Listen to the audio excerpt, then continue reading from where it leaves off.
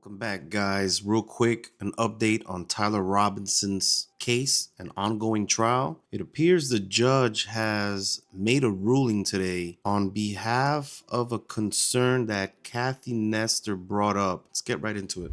And Chad Grunander on behalf of the state. Your Honor, Kathy Nestor, Richard Novak, and Stacy Visser on behalf of Mr. Robinson. Thank you. Welcome to both the prosecution and defense. So it appears that everybody has joined in via Zoom or some sort of video calling app, which has been a thing that has happened it's been going on for several years now, where you're able to have these court appearances sometimes through video call. So this is not really out of the ordinary. I'm pretty sure there's a lot of logistical issues at play here when it comes to bringing the defendant into court. So let's just get right back into this. And Mr. Robinson, I understand, is appearing by Webex.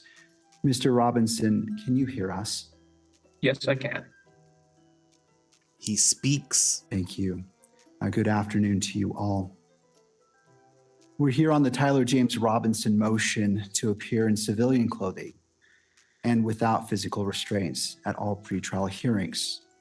Because of some of the arguments involved in court security protocols, the court held a closed hearing on October 24th, 2025. During that hearing, the parties addressed several related matters. The first, Mr. Robinson's motion to strike the sheriff's response. The second, Mr. Robinson's motion to appear in civilian clothing and without physical restraints. The third, the sheriff's and Mr. Robinson's request to limit or exclude visual recording and photography in the courtroom. And finally, the fourth matter, the state's request to have all non-evidentiary hearings held remotely.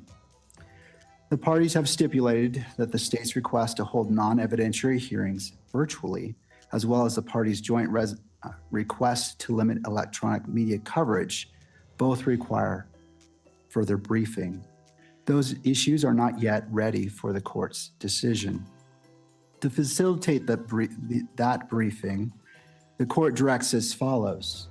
If the state wishes to have all non-evidentiary hearings conducted via Webex, it must file a separate motion. The court will not rely on prior briefing. The standard timelines for response and reply apply, and the parties must file a request to submit and request a hearing if desired. If the parties seek to limit or restrict electronic media coverage, they may file a joint motion. Again, the court will not rely on prior briefing. That motion must... Why would somebody want to file a motion to restrict media coverage? Am I hearing it wrong? Basically, someone is asking, hey, we don't want too many cameras in here. Because the whole country, maybe the world, would love all the cameras in there.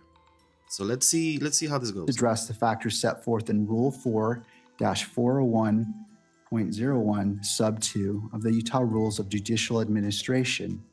Standard response and reply times apply, and the parties must file a request to submit once the matter is ripe for decision. The court took under advisement. You know, it's really hard to follow along when this guy keeps stuttering. I'm trying to follow along what you're saying. You're sounding like a robot, and then you keep stuttering every other sentence. Can you speak a little bit more clearly, please? What's going on with this guy already? Two issues, the motion to strike and the motion to appear in civilian clothing and without restraints. Court now issues its ruling. In regards to the motion to strike the sheriff's response, the prosecution and the sheriff's department filed a joint opposition to the defendant's motion to appear in civilian clothing and without restraints. Mr. Robinson moved to strike the sheriff's portion of that filing, arguing it was procedurally improper because the sheriff is not a party. At the hearing, all agreed that the sheriff's department is not a party in this case. The state and the sheriff's office nevertheless argued that the sheriff may file memoranda as a non-party. Mr. Robinson disagreed, but did not object to the court considering the sheriff's position on security. The court finds that the sheriff's department is not a party to this case, and therefore its joint filing with the prosecution was procedurally improper. Accordingly, Defendant's motion to strike the sheriff's response is granted.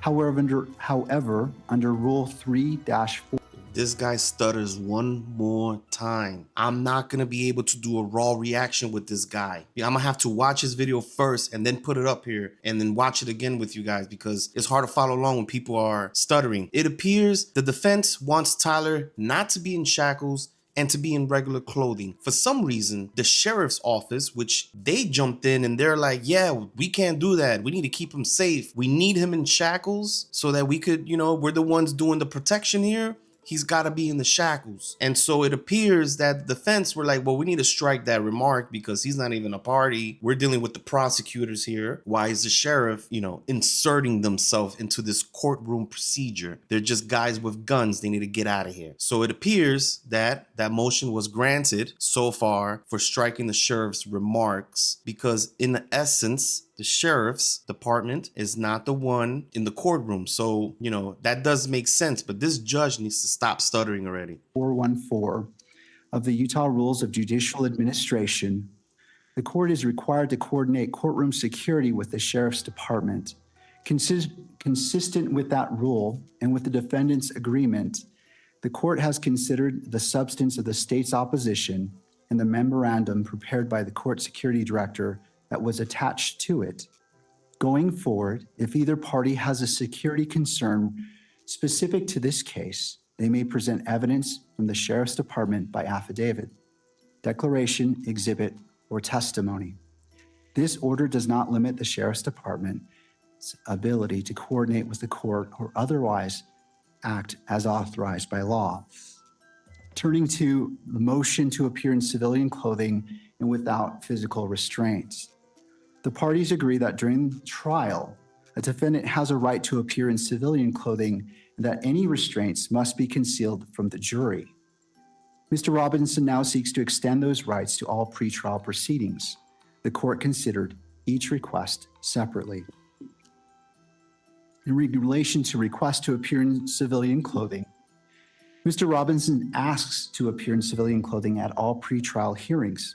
He argues that the extensive media coverage of this case creates a real risk of prejudice if the public and potential jurors repeatedly see him in jail attire. It does make sense. Listen, everything is going to be on video here. If you keep showing up in that orange jumpsuit and in shackles, that's what people are going to place you as. They're going to have a photographic memory of you just always being in cuffs and in an orange jumpsuit. So they're asking not to appear that way because by making him appear that way, you are already putting him at a disadvantage. And I agree with that. I think the judge should allow Robinson to show up in civilian clothing. Let him show up in a 3-piece suit. It doesn't even matter what he shows up in. Don't let him show up in an orange jumpsuit because I don't want everybody to say, oh, well, he was always in an orange jumpsuit. That's why he eventually got found guilty. Listen, let him show up, grant his request, because if he did it, the evidence is going to be there. It's going to be overwhelming, maybe not. And he's going to either be prosecuted or let go. So give him the request, let him show up in civilian clothing. I think the judge should let him show up in civilian clothing. Let's see what the judge did. The state, the sheriff's department, and the court security director opposed the request, arguing that jail clothing assists with safety and identification. The court has balanced these competing concerns. The case has attracted extraordinary public and media attention. Images of Mr. Robinson in jail clothing are likely to circulate widely and influence prospective jurors. Given the scale of that publicity, the risk of prejudice is significant. However, I agree. Mr. Robinson's... Stop stuttering. Let me see here. Oh my gosh. As previously stated, Mr. Robinson sits before this court presumed innocent, and that presumption remains unless and until each element of every offense charged against him is proved beyond a reasonable doubt. To date, this has not occurred, and the presumption of innocence remains. Balancing these factors, True. The court finds that Mr. Robinson's right to the presumption of innocence outweighs the minimal inconvenience of permitting civilian attire, and Mr. Robinson shall be dressed as one who is presumed innocent. Accordingly, the defendant's request to appear in civilian clothing for all pretrial proceedings is granted. Defense. He did the right thing. The judge did the right thing. Listen, I know everybody's like, he's a patsy. He didn't do it. He's being used. Listen, okay, but guess what? We need this to be substantiated. How does it get substantiated? Not by your TikTok videos, not by your YouTube videos, not by someone's camera phone. It needs to be presented in court, and then it will be debunked through arguments. And then at the final resolution, the judge will be like, yeah, or the jury, or we would just need to follow the case along to know the truth. So far, nothing has been presented in court, which the moment it gets presented in court is when it becomes official. Everybody out there with their conclusions, guess what? It's not official yet. Okay, I get it. I saw the videos too. Things don't add up. I get it. Let's wait for it to become official. The judge did the right thing by letting Tyler Robinson show up in regular clothing. So because he is presumed innocent until proven guilty. So I think the judge made the right call. The only thing I have with this judge is that he's sounding relatively robotic to me. He's making a lot of skips and stutters, and I don't like that. But let's see. Counsel is directed to coordinate with the jail to ensure that this order is implemented, and the court further orders that if the clothing be provided 72 hours prior to any hearing. To the second request to appear without physical restraints, Mr. Robinson also requests to appear unrestrained during pretrial proceedings. He argues that visible restraints would prejudice potential jurors, undermine his dignity, and interfere with his ability to communicate with counsel. Rule 3-14 sub 9C of the Utah Rules of Judicial Administration requires that all in custody defendants be restrained unless otherwise ordered by the court. The court recognizes that Mr. Robinson has no criminal history and no record of misconduct while in custody. However, the charges he faces are extraordinarily serious, carrying potential penalties of life imprisonment or death. The safety of Mr. Robinson, the attorneys, court staff, and the public must remain the court's highest priority. The emotional nature of these proceedings also raise the risk of disruption. Given these factors, the defendant's request to appear without restraint is denied.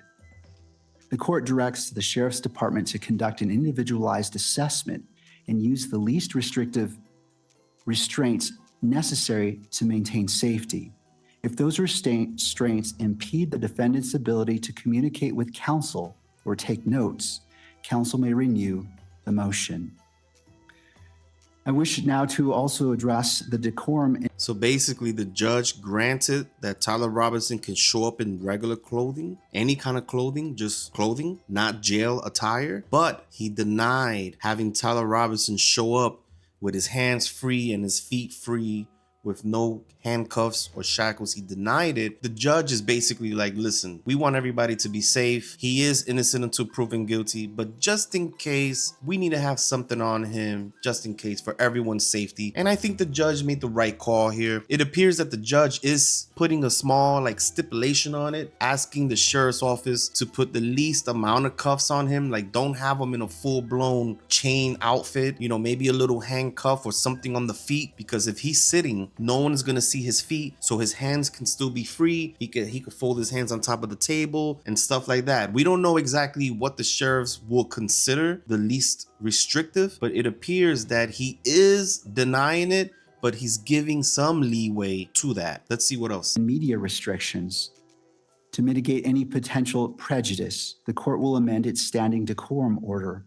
The media will be prohibited from photographing or visually recording Mr. Robinson's restraints and from photographing or recording him while entering, exiting, or standing in the courtroom. In making this amendment, the court has considered the factors in Rule 4-401.01 sub 2. This is a high-profile case with strong public interest. Restricting the recording of restraints strikes the proper balance between Mr. Robinson's right to a fair proceeding and the public's right to access and transparency. In conclusion, the court orders as follows. Defendant's motion to strike the sheriff's response is granted. Defendant's motion to appear in civilian clothing is granted. Defendant's motion to appear without restraints is denied. The standing decorum order will be amended to prohibit any visual recording or photography of the defendant's restraints or of the defendant entering or exiting the courtroom. This constitutes the order of the court, and a written order and ruling will be published shortly. Both defense and prosecution have stipulated to vacate the October 30th hearing. Additional time is needed to complete discovery and to file motions addressing whether non-evidentiary hearings should be conducted virtually, whether to impose any blanket restrictions on cameras in the courtroom, and any other motions that may arise. This matter is set to return before the court on January 16th, 2026 at 1 p.m. and again on January 30th, 2026 at 1 p.m. Both hearings will be heard and held in person with Mr. Robinson present to address these issues. And that concludes the order of this court. Counsel, thank you for being here. Mr. Robinson, we'll see you on January 16th and January 30th at 1 p.m. Court is now in recess. You heard it, guys. If you were expecting something to start moving this year, it's not gonna happen. The judge just pushed the next hearing until next year. January 16th, 1 p.m., January 30th, 1 p.m. What year? 2026. So we're not gonna get any justice for Christmas, for New Year's, no justice for Thanksgiving, guys, unfortunately. And if you guys misunderstood anything here, the judge granted the defense had several motions. He only addressed 3 of them. The 3 were to appear in civilian, to strike the sheriff's comments, to appear in civilian clothing, and to appear without any kind of restraints. Judge approved striking the sheriff's comments, appearing in civilian clothing. He denied appearing in restraints, but he did say, listen, I'm gonna tell the sheriff's department to make it minimal. And then he also added that media coverage are not allowed to photograph or video record Tyler Robinson in those restraints. So basically meaning when he's coming in and out of the court or in and out of any kind of transport, no photographs or videos are to be taken of him in restraints. There is not to be a photograph of him in restraints, which is a little extra to me, but I guess the judge is trying to stay neutral. He's keeping the balance, and so far defense, they're getting motions approved. So Kathy Nestor, she's getting the job done for Tyler so far, and the prosecutors, nothing yet, but not because of them, because it's not their time yet. There's so much voluminous discovery that is still yet to be sifted through. So next year we're going to see some serious things move. Let's see. Guys, that's all I got for you today. Thank you very much for watching. Leave a comment down below. Let me know what you think about this. The judge, he's reading off of a paper and he's still stuttering. What's going on with that? Let me know if that's normal. Let me know anything else. I'll see you tomorrow. Later. Like and subscribe.